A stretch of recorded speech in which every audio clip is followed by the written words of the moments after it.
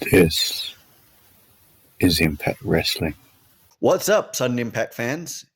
It's John here, coming to you before the Hard to Kill pay-per-view tomorrow, and I'm just going to be talking today about some of the happenings from this week, most specifically the new belt reveals, and giving you a preview of all the matches going down tomorrow, including the countdown to Hard to Kill and the main card. So without any further ado, let's get into it.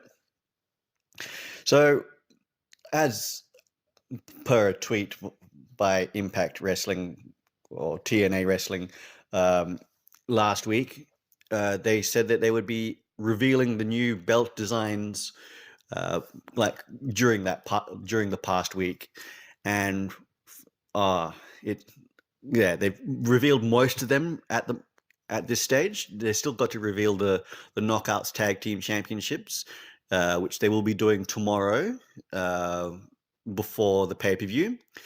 But yeah, so far the belts that they've revealed, it's just been fantastic. The X Division Championship was revealed for the first, and my goodness, this is the best looking belt in all of professional wrestling at the moment, in my opinion, of course.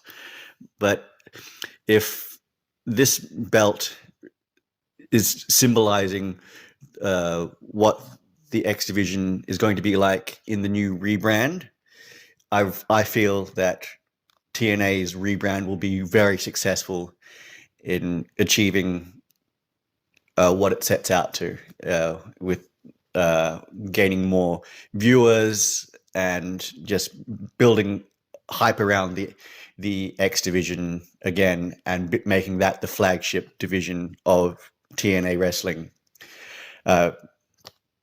So tomorrow's X Division match for X Division Championship match between Chris Sabin, who is the champion, and Vikingo from Triple R, and Kushida he was from New Japan, but he's now signed with TNA Wrestling.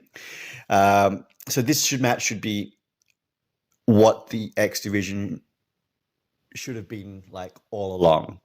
I envision it to be wall to wall, bell to bell, high flying action. It's just all out excitement.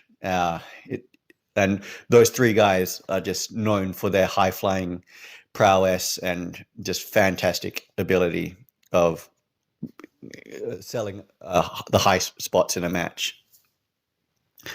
All right, and the next title that was revealed was the Tag Team Championships, which are currently held by Bullet Club's Ace Austin and Chris Bay, and they got again these belts are pretty very good looking. All of the belts are absolutely brilliant, and yeah, it's just fantastic. And then on the next day, we got the reveal for the Digital Media Championship. Now, yeah, it does look good, but a lot of people were saying in the social media waves that they were hoping that they would scrap the championship in favor of a new championship, or just putting more focus on the X Division Championship. I don't feel that they should, but yeah, that's just how. The following day, which was Thursday, we got our first look at the new World Championship. Now, that World Championship is it's like the best looking World Championship belt in professional wrestling going today. I know I'm biased, but yeah, it's got everything you want from a belt design that's for like a world championship.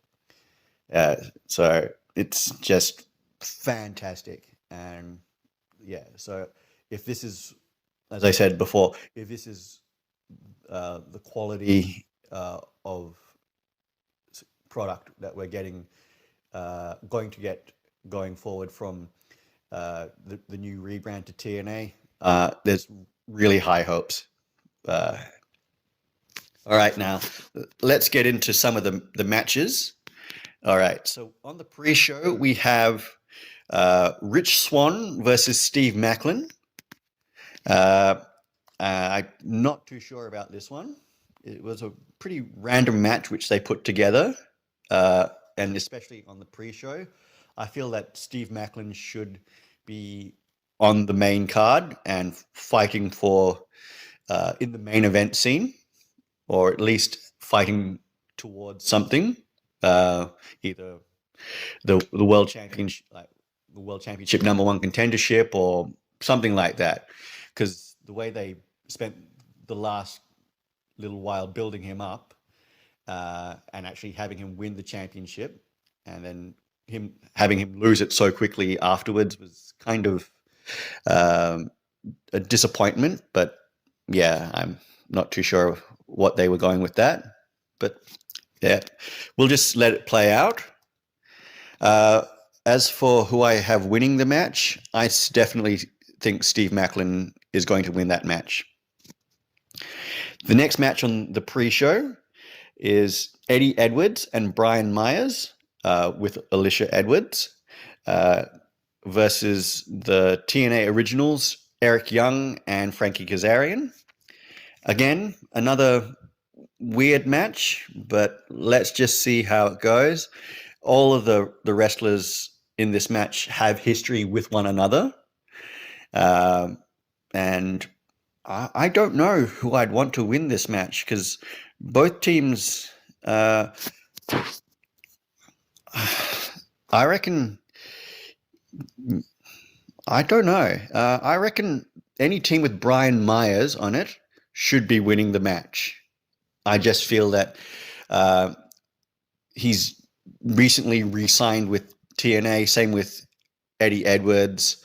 And so I think, yeah, it'd be just a good way to show them, like, yeah, we've re-signed you for a good reason. So yeah, but after the match, or in the main card, I'd like to see Brian Myers' longtime tag team partner and indie god, Matt Cardona,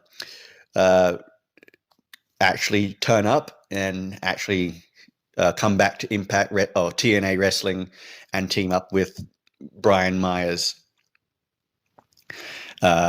Reform the major players team with Brian Myers. And the last match in the countdown to Hard to Kill is for the Digital Media Championship, and it is a no disqualification match between champion Tommy Dreamer and Crazy Steve.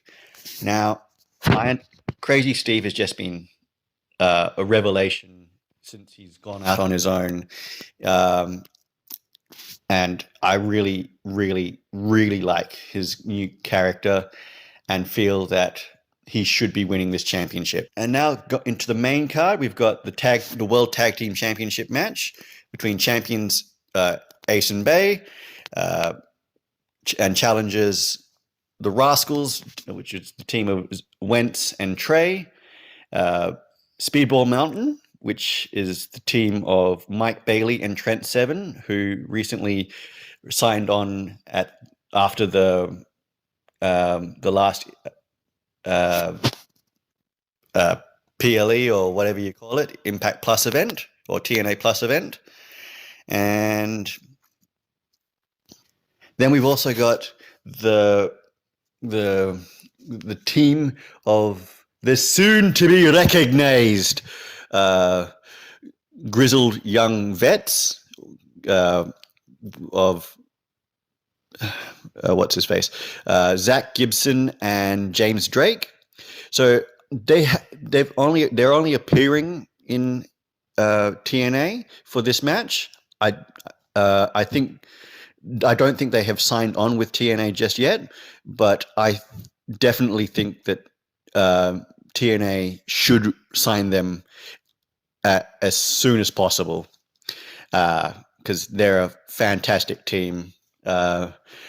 If you've seen them in the UK indie scene and even NXT UK and the early parts of their NXT American run, they were fantastic. Not so much towards the end of their NXT run, because they were put in like a cult or some weird group with and just their characters were just bottled basically, and they just they they were not happy with their characters, and so they left.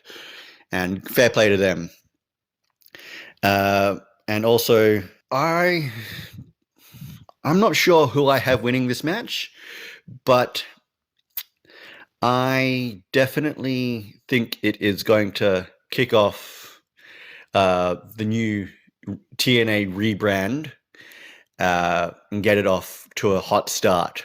Again, with this, we've got proven teams who know what they're doing and know how to work the crowd and get the crowd invested. And basically, we've got Zach Gibson and James Drake to work the as a heel team, and they're pretty much going to be hated the whole match or booed the whole match. And I'd just like them to have a good showing. Therefore, would give them an insight into hopefully signing on to TNA for a while. I see the Rascals winning this match because I just have to pick a winner. And then moving on to the next match, we've also got a special attraction match between TNA Wrestling's stalwart of the division, Josh Alexander, and he has accepted Hammerstone's open challenge that he's put out to the wrestling community. And that means that Hammerstone is going up against Josh Alexander, which would make for a must see viewing in this match. Again, Alex Hammerstone hasn't signed with TNA going into this event, but hopefully he has with Josh Alexander. He gets the right treatment and all down the track signs on with them going into the future. It should be a fantastic match. If you've seen any of his work in MLW and basically on any of the indies, then you're in for something special with an Alexander Hammerstone match. And so the next match that we have on the card is the Knockouts Ultimate X match. So TNA took a bit of had a bit of fun with this, with announcing the participants. So there's all up 6 participants in this match. So first they announced Giselle Shaw, who's been with the company and who's a really reliable knockout. And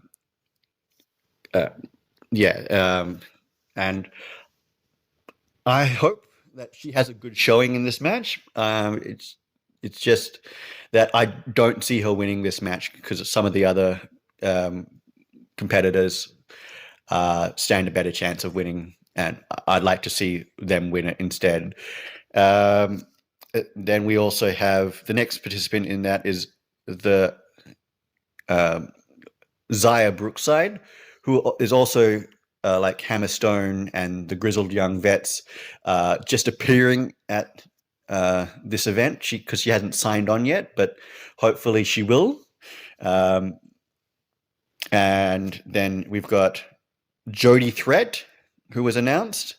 Um, uh, yeah, and then Alicia Edwards. I mean, yeah, I I like her character work at the moment. It's just that her in-ring skills still need some development. And then we've got Tasha Steeles, who was the winner of the first Knockouts Ultimate X match.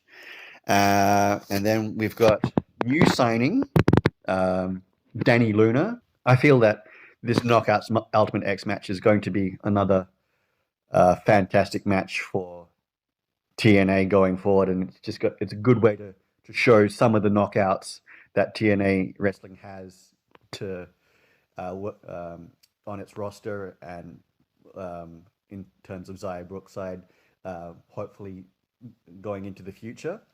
Uh, so, as terms of who I have winning this match, I think Tasha Steeles would win this match again, therefore becoming the next Knockouts World Championship number one contender.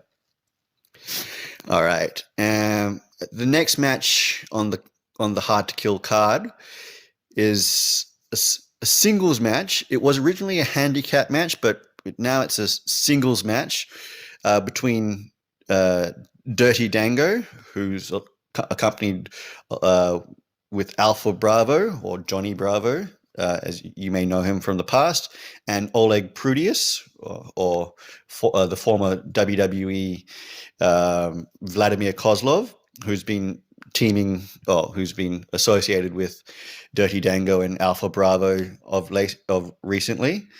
And Dirty Dango would be taking on PCO.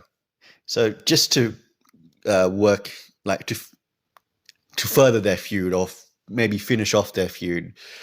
I feel that this was a weird match to put on the main card. I would have much rather preferred that they have the digital media championship match between Tommy Dreamer and Crazy Steve on the main card instead of this one. But yeah, we'll just have to see. I see Dirty Dango winning just by the fact that he PCO will have to contend with three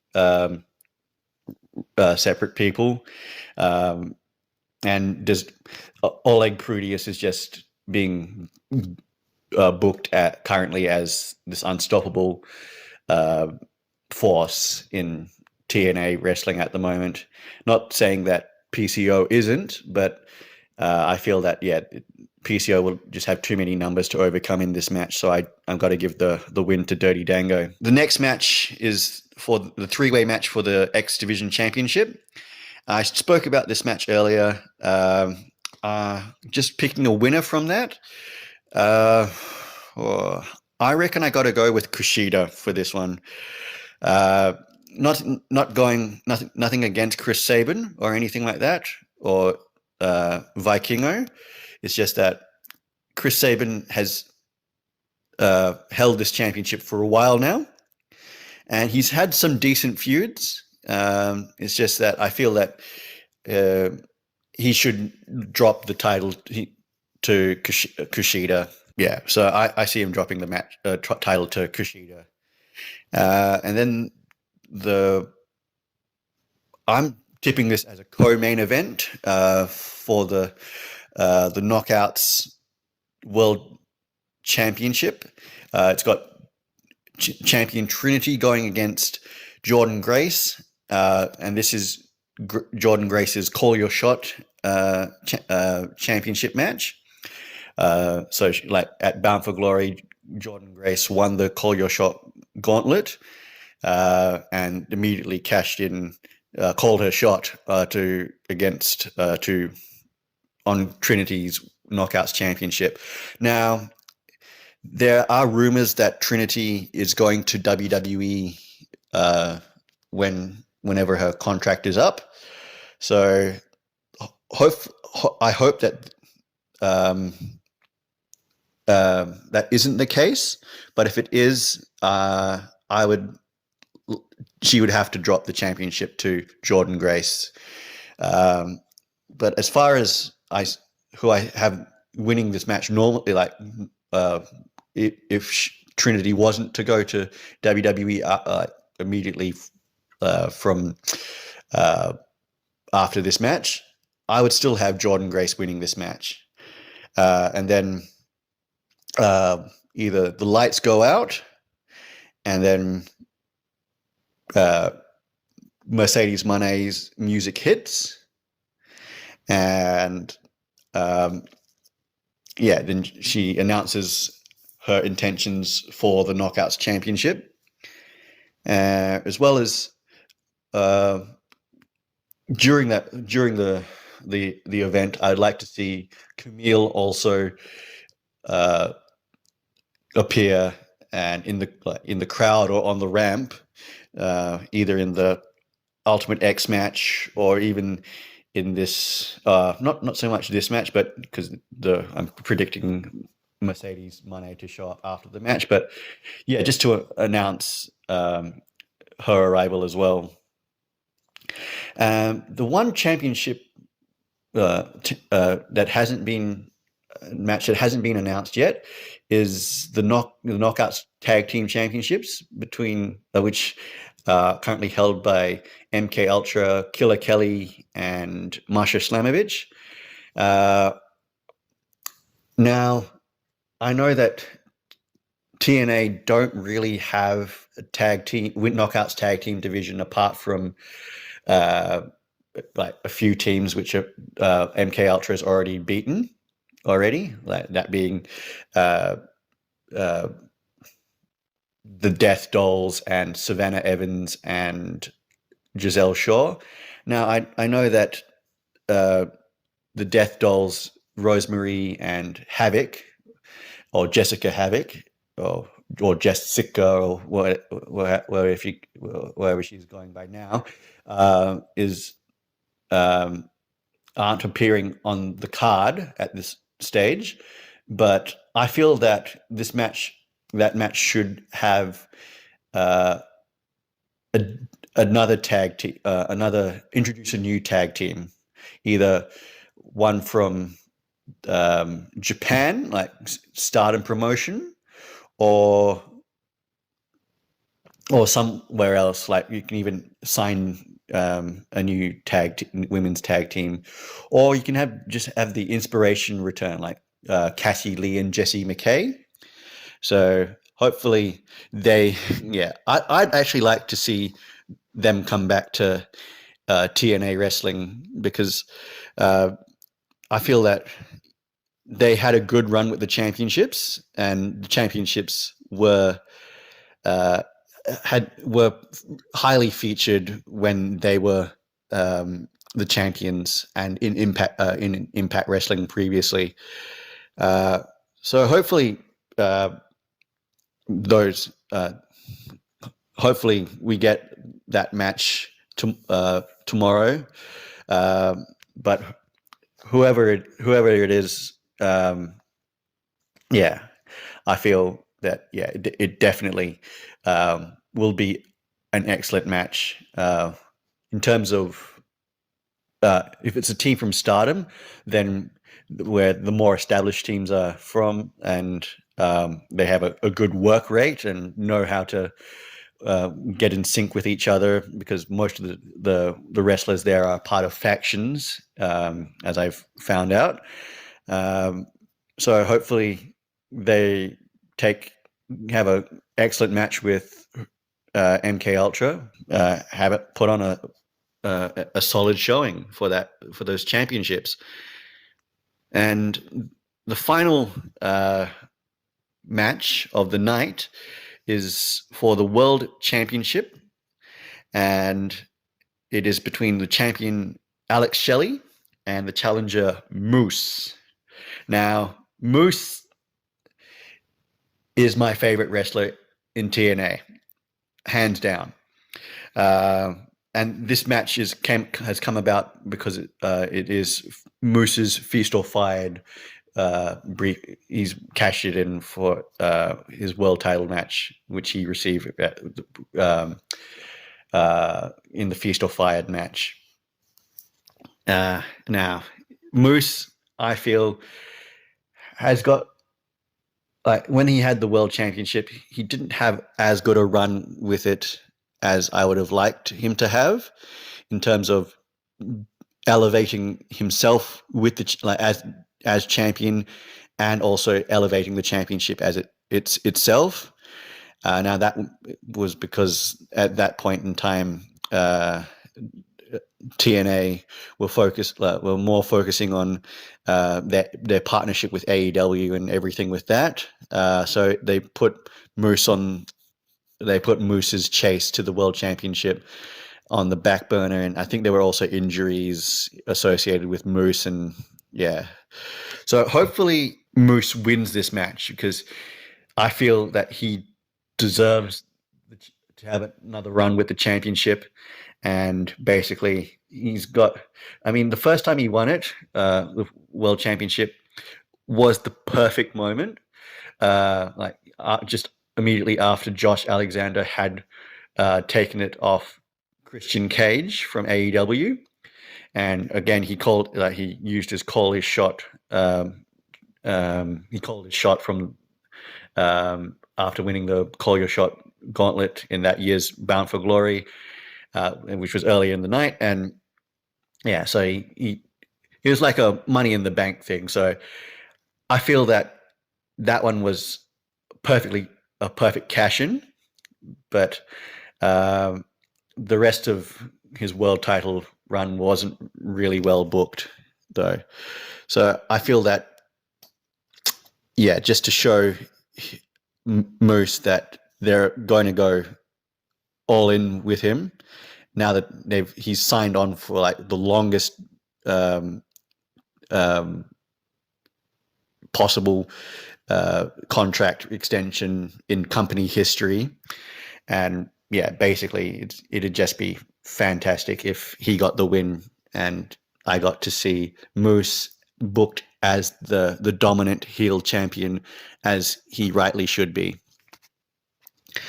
All right. And so in terms of the announcement from Scott D'Amore that worlds will collide at this event, pay-per-view or PLE, you won't believe who's showing up. I feel that it is the shock announcement of the signing of Mercedes Moné.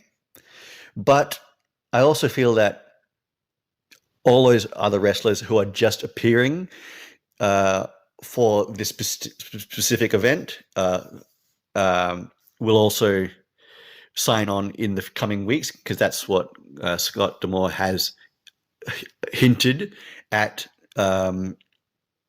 happening down the track, and I'd love to see that happen. All of the wrestlers who are able to sign on to TNA Wrestling should sign on to TNA Wrestling, because it not only builds the company up, it adds depth to the roster. So and therefore you can build the company around those guys, not just one at a time, which Impact were having a problem with before, because they would only build up one or two guys, and then they would generally leave once they became a big enough name and their contract ended, to go to either AEW or WWE. But I want to know what you guys think about A, the championships, and B, the matches for tomorrow. And yeah, sorry this video took a bit long, but yeah, thanks guys. Until next time.